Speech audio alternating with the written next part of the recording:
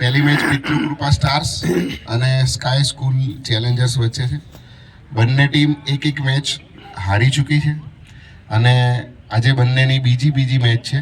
એટલે કોઈ પણ સંજોગોમાં બંને ટકી રહેવું હોય તો આ મેચ જીતવી પડશે. પણ આપણે સૌ જાણીએ છીએ કે વિજેતા તો એક જ બનશે.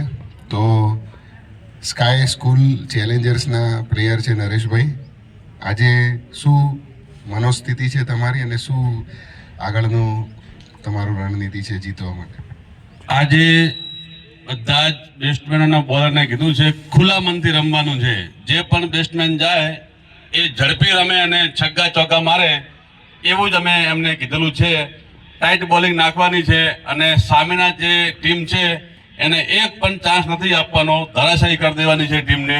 જુસ્સા સાથે રમવાનું છે અને મોજથી રમવાનું છે. 200 કાલે માર્યા હતા, આજે 250 મારવાની અમારો પ્લાન છે. એટલે દરેક પ્લેયરોને કીધું છે જઈને રમવાનું છે. આજે 15 ઓવરની નથી પણ આપણે 10 ઓવર માનીને રમવાનું છે. એવી જોરદાર અને શાનદાર બેટિંગ કરવાની છે. બંને ટીમોને શુભેચ્છાઓ.